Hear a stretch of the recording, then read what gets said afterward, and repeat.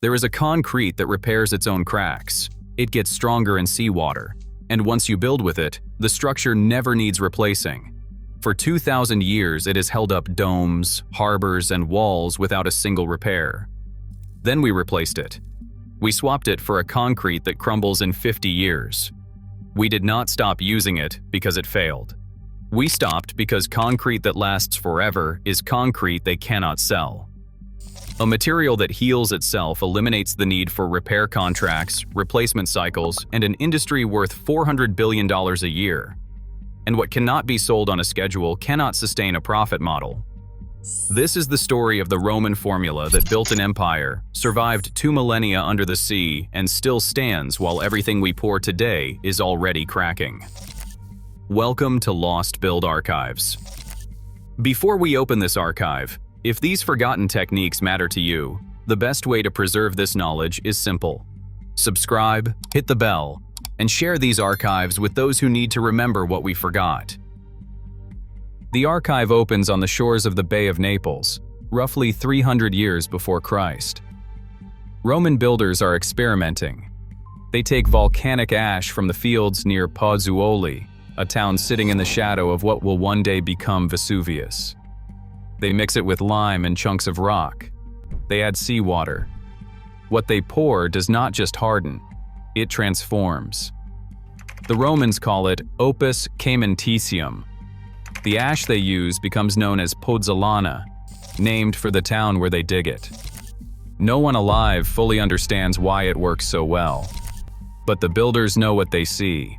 The material bonds to itself. It sets underwater. It holds weight that stone alone cannot. And it does not crack. A builder places his hand against a freshly cured wall. It is cool to the touch, dense, unyielding. He strikes it with an iron tool. It does not chip, it does not flake, it rings. Within a generation, Roman engineers realize what they have. This is not mortar, this is not plaster. This is something entirely new, a material that can be poured into any shape, that sets like stone but weighs less, that bonds to itself across joints and seams as though it were one continuous mass.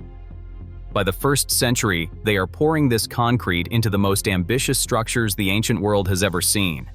Trajan's markets rise in Rome around 110 AD, a complex of over 150 shops and offices, 6 stories high, built with concrete vaults that still stand today.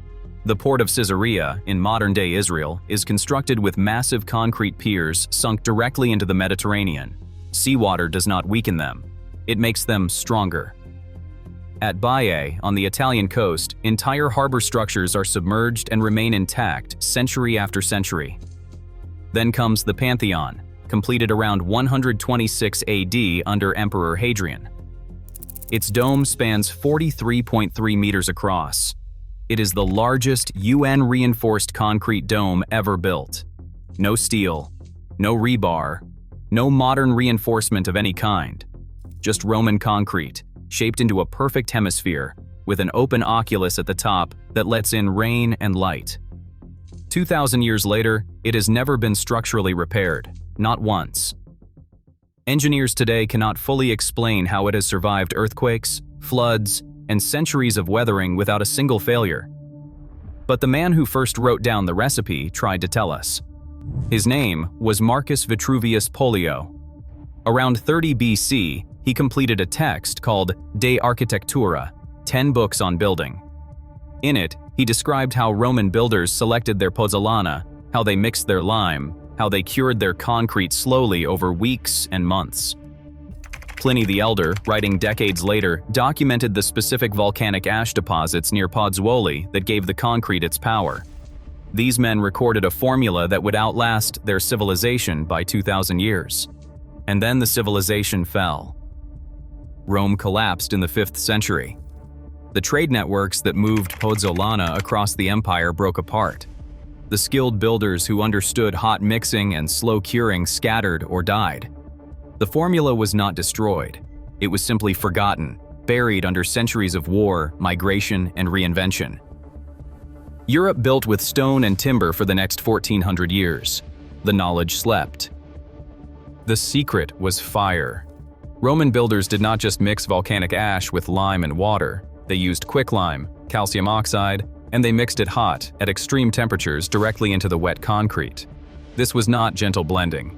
It was a violent reaction. The quicklime did not fully dissolve. Tiny white chunks survived in the mixture. For 2,000 years, scientists assumed these were flaws, sloppy mixing by ancient workers. They were wrong.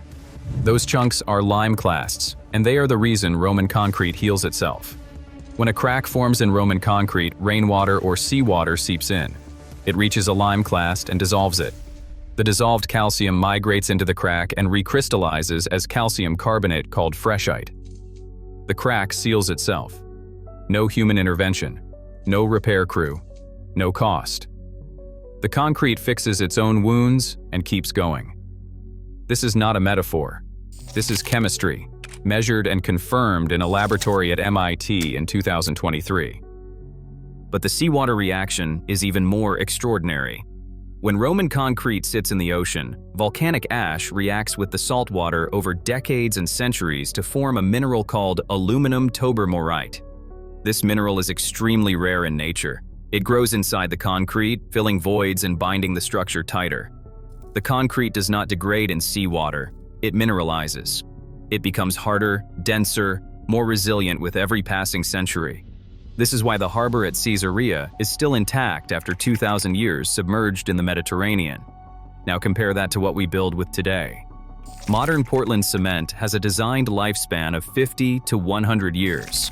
In practice, it often begins cracking within 20 to 30 years. 42% of bridges in the United States are over 50 years old and classified as structurally deficient by the American Society of Civil Engineers. The country spends $4.6 billion every year just on concrete repair. Highways, bridges, parking structures, foundations. Pour, crack, patch, replace. Pour again. The cycle never ends. The Pantheon has stood for 2,000 years without a single structural repair. The Hoover Dam, one of the most celebrated engineering achievements of the 20th century, is already showing cracks at 90 years old. Roman harbor concrete gets stronger in seawater. Modern concrete exposed to salt water begins corroding its internal steel reinforcement within decades. The numbers are not close. They are not in the same category. Then in 1824, a bricklayer in Leeds, England, changed everything. His name was Joseph Aspdin. He heated limestone and clay in a kiln, ground it into powder, and patented what he called Portland cement, named because the color resembled Portland stone. It was cheap. It set fast, in hours instead of weeks. It could be manufactured in a factory and shipped anywhere. It did not require volcanic ash from a specific region. It did not need seawater or slow curing or skilled hands that understood ancient chemistry. It needed a kiln, limestone, and a bag. By 1900, Portland cement had conquered the world. Every building code, every engineering standard, every construction manual was rewritten around it. The American Society for Testing and Materials, ASTM, built its concrete specifications entirely on Portland cement chemistry. The Portland Cement Association, founded in 1916, lobbied governments and shaped regulations for over a century. Try to get a building permit today for a foundation poured with pozzolanic lime concrete. In most jurisdictions, you cannot. The codes do not recognize it. Not because it fails testing, because it was never included in the testing framework. This is the replacement cycle that built a $400 billion global industry. Concrete that cracks in 30 years creates perpetual demand for repair and replacement. A bridge that lasts 2,000 years is a bridge you build once. A bridge that fails in 50 is a bridge you sell twice in a century. Multiply that across every highway, every foundation, every parking garage, every skyscraper on Earth, and you begin to see the economics. Permanence is the enemy of profit. Durability is the enemy of dependency. And there is the carbon cost. Portland cement production is responsible for 8% of all global carbon dioxide emissions. 8%. More than aviation. More than shipping. Every ton of Portland cement releases nearly a ton of carbon dioxide. Roman concrete used less energy to produce, required no steel reinforcement, and lasted 40 times longer. but it was slower. It required local knowledge. It could not be stamped out of a factory line and sold by the truckload. So we chose the worst material. Not because it built better, because it sold better. The knowledge was not lost, it was buried. Under industry standards, under lobbying, under a century of codes written to protect a supply chain, not a structure. Builders who wanted alternatives were told the science did not support them. That was a lie. The science was never funded because the industry never requested it. You do not commission research into a product that would destroy your revenue model. But the evidence refused to stay buried. In 2017, a geologist named Marie Jackson at the University of Utah published a landmark study in the journal American Mineralogist. Her team examined Roman marine concrete samples pulled from the Mediterranean. They found aluminum tobermorite crystals growing inside the material. They proved, with laboratory data, that Roman seawater concrete does not degrade. It mineralizes. It becomes stronger over centuries. The concrete was not merely surviving the ocean, it was feeding on it. Then, in January 2023, a materials scientist named Admir Masik at the Massachusetts Institute of Technology published in Science Advances the discovery that changed everything. His team identified the lime clasts. They proved that the hot mixing technique, quicklime blended at extreme temperatures, was not a flaw. It was the mechanism. The self-healing ability of Roman concrete was not accidental. It was engineered 2,000 years ago by builders who understood their material better than we understood ours. Scientists had spent decades trying to decode Roman concrete. The answer had been staring at them the whole time, tiny white specks they had dismissed as imperfections. Masik's team then tested it. They created modern concrete using the Roman hot mixing method. They cracked it. They added water. The cracks healed. The formula works. It is reproducible. It is not a mystery anymore. It is a recipe. But a few builders refused to forget. Even before the MIT study made headlines, a quiet movement had been growing. Natural builders and permaculture designers had been using lime pozzolan mixes for foundations, root cellars, and water features for decades. Historic preservation specialists in Europe have long used Roman-style concrete to restore ancient structures, because modern Portland cement is too rigid and cracks when applied to old stone. Now, the science has caught up. Multiple startups and university laboratories are developing Roman-inspired, self-healing concrete formulations. The University of Cambridge is researching bioconcrete that uses bacteria to mimic the lime-clast mechanism.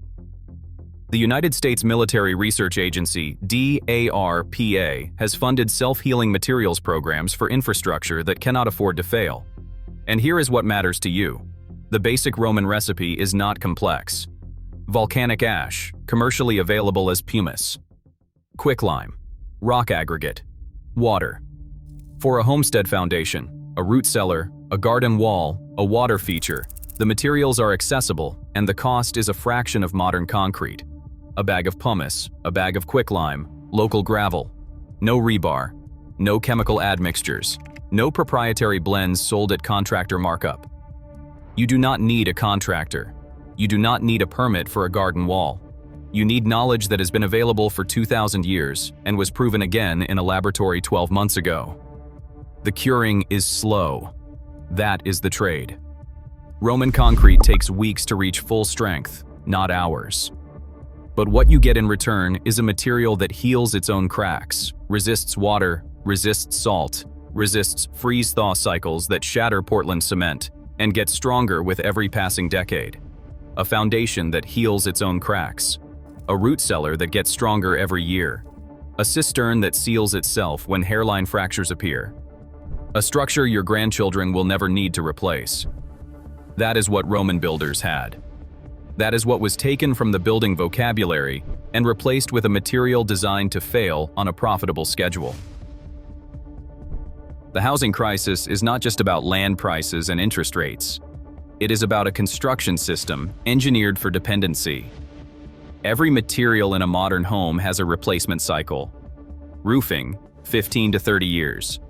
Siding, 20 to 40. Foundation, 50 if you are lucky. Every cycle is a transaction. Every transaction is a profit center. A home built to last 2,000 years breaks that model. It cannot be financed, insured, or sold the same way. It threatens the math that holds the industry together. 2,000 years from now, the Pantheon will still be standing. The dome that Roman engineers poured without rebar, without steel, without a single material invented after the 1st century, will still hold. It will watch as the concrete towers we built in this century continue to crack, continue to crumble, continue to be repaired and replaced on schedule. We did not lose Roman concrete because the formula was too complex. We lost it because it was too permanent. Because a structure that never fails is a structure that never needs the industry that profits from failure. The knowledge was not destroyed. It was buried under codes and contracts and a $400 billion supply chain. But you cannot bury chemistry. You cannot erase what stone remembers. The formula is open. The studies are published. The concrete is waiting to be poured again, by hands that understand what the Romans always knew. Build it once, build it right, and it will outlast everything they pour to replace it. If this archive opened something for you, subscribe to Lost Build Archives and hit the bell. Every like and every share preserves what they tried to erase. The next archive opens soon.